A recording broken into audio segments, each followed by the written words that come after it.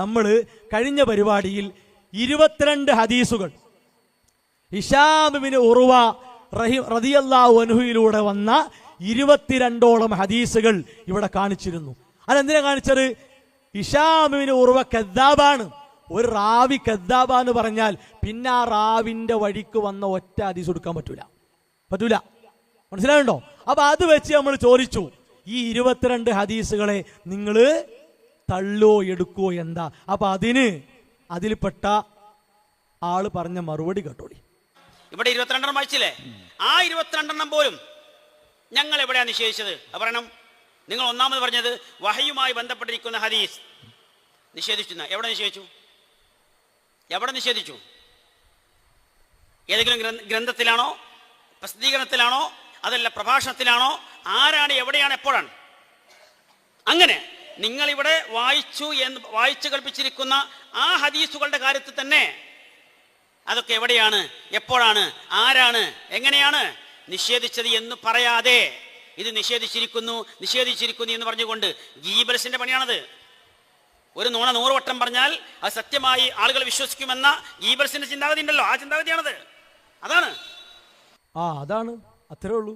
ആരാണ്, എവിടെയാണ്, എന്താണ്, എങ്ങനെയാണ് എന്നിങ്ങനെ വന്ന് ചോദിച്ചാൽ മൂപ്പരെ കൂടെയുള്ള ആൾക്കാർ വിശ്വസിക്കും. ശരിയാട്ടോ, എവിടെ ഇപ്പോൾ പറഞ്ഞു?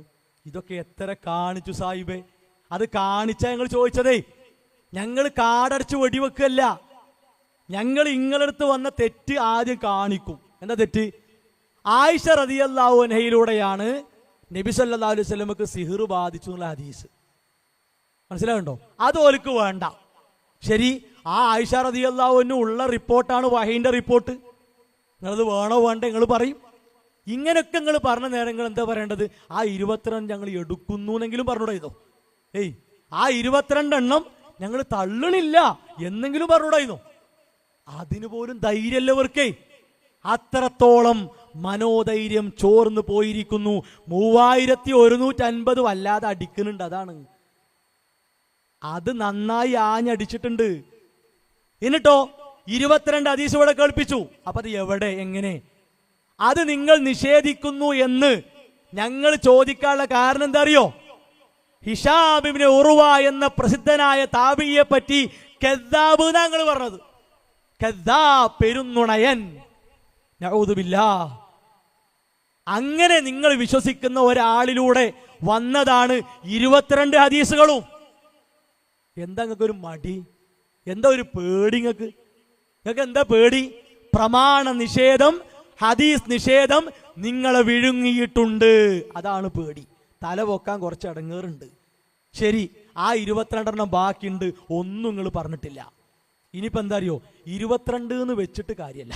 കാരണം വെച്ചാലും വെച്ചില്ലെങ്കിലും സാഹിബിന്റെ ഉത്തരം എന്താക്കാരോ അതവിടെ. ആര് പറഞ്ഞു, എപ്പോ പറഞ്ഞു, എങ്ങനെ പറഞ്ഞു? ശരി, അടുത്തീലോ അതവിടെ. ആര് പറഞ്ഞു, എപ്പോ പറഞ്ഞു, എങ്ങനെ പറഞ്ഞു?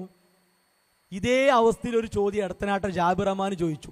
ഞങ്ങൾ മുഷാവറ കൂടി സുനഹറോസ് കൂടി തീരുമാനിക്കണോ, നിങ്ങൾ തെളിയിക്കണം. ഈ ഉള്ളവൻ 4-5 ഷബാബ് നിരത്തി വായിച്ചു കൊടുത്തു. ഷബാബ് എവിടുന്ന് ഇറങ്ങണത്? മർക്കസ് ദൈവന്നല്ലേ, ഉത്തരവാദിപ്പെട്ട സാധനല്ലേ, മുഖപത്രല്ലേ.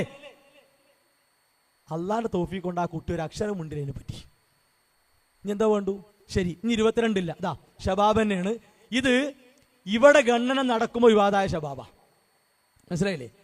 നിങ്ങൾക്ക് ഇപ്പോ പ്രസിഡന്റായി വേണ്ടാത്ത ആളുണ്ടല്ലോ, ഇ കെ അഹമ്മദ് കുട്ടി സാഹിബ്. അദ്ദേഹം 10ഓളം ഹദീസുകൾ, 10 വിഷയത്തിലെ ഹദീസുകളെ പരിഹസിച്ച ഷബാബാണ്. 10 വിഷയട്ടോ. ആ 10 വിഷയങ്ങളിൽ എത്ര ഹദീസുകൾ ഉണ്ടാവും? അത് എണ്ണങ്ങൾ എടുത്തോളൂ. ഇനി എണ്ണ ഞങ്ങൾ തരുന്നില്ല. കാരണം എണ്ണ തന്നാലും ഉത്തരം കിട്ടുന്നത് തന്നെയാണ്. അപ്പോ ആദ്യം സാഹിബ് എന്ത് ചെയ്യണം? ഇതിൽ 10ഓളം ഹദീസുകൾ പരിഹസിച്ചിട്ടുണ്ട്. ആ വിഷയത്തിൽ വന്ന മുഴുവൻ ഹദീസുകളെ എണ്ണെടുക്കുക.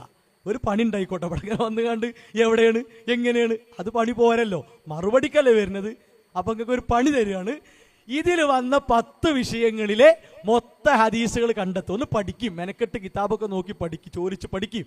എന്നിട്ട് ആ 10 ഹദീസുകളിൽ എത്രണ്ണ എടുക്കും, എത്രണ്ണ എടുക്കൂല, അത് നിങ്ങൾ പറഞ്ഞിരിക്കും. ശരി, അടുത്ത ഷബാബ് ഇതാ. ഇത് ഉമർ സുല്ലമി എഴുതിയ ലേഖനം.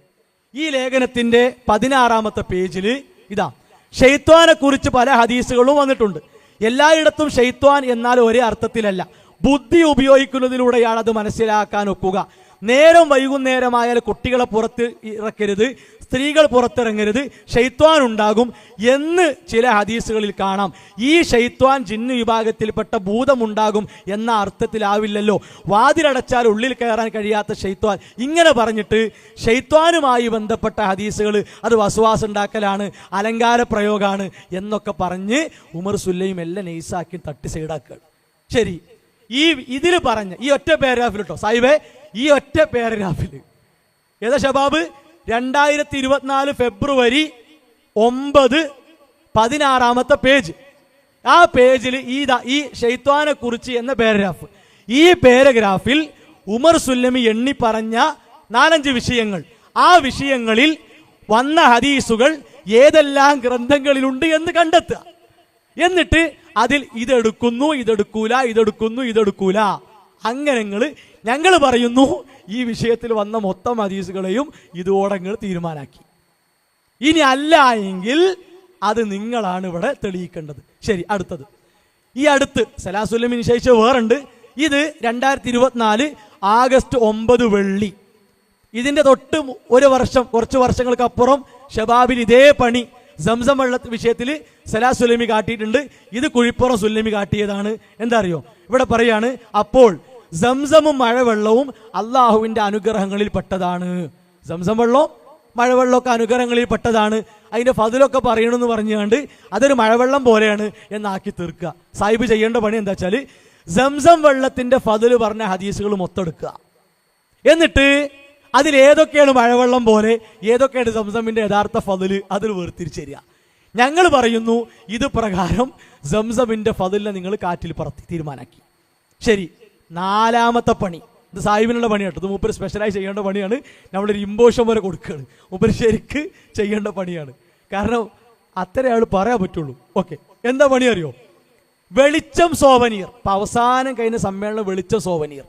ആ വെളിച്ചം സോവനീറിൽ ഇവരുടെ പഴയ പ്രസിഡന്റ് ആയിരുന്ന ഇ കെ അഹമ്മദ് കുട്ടി സാഹിബ് ഒരു കാര്യം പറഞ്ഞു. അഭിമുഖത്തിൽ പറയാണ്, അള്ളാഹു ആകാശത്തിൽ എന്ന വാദം എനിക്കില്ല, ഞാനിപ്പോഴും അല്ല എന്ന വാദത്തിലാണ് തുടരുന്നത്.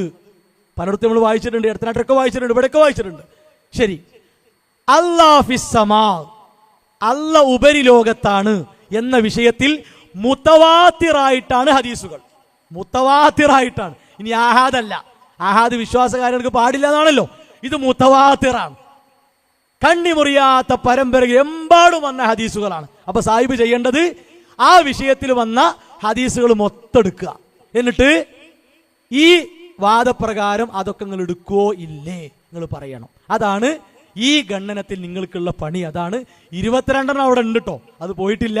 അതിലേക്ക് ഇനി ഇത് എത്ര എണ്ണം ഉണ്ട് നോക്കുക, അതിലേതൊക്കെ നിങ്ങൾ നിഷേധിക്കുന്നു, ഏതൊക്കെ നിങ്ങൾ എടുക്കുന്നു, അതല്ല മൊത്തം ഞങ്ങൾ അഭിപ്രായപ്പെടുന്ന പോലെ, ഞങ്ങൾ തെളിവ് കാണിച്ചിരുന്ന പോലെ മൊത്തം നിഷേധിക്കുക എന്നുള്ള വാദമാണെങ്കിൽ 22ക്ക് ആ മൊത്തം എണ്ണം കയറ്റുക.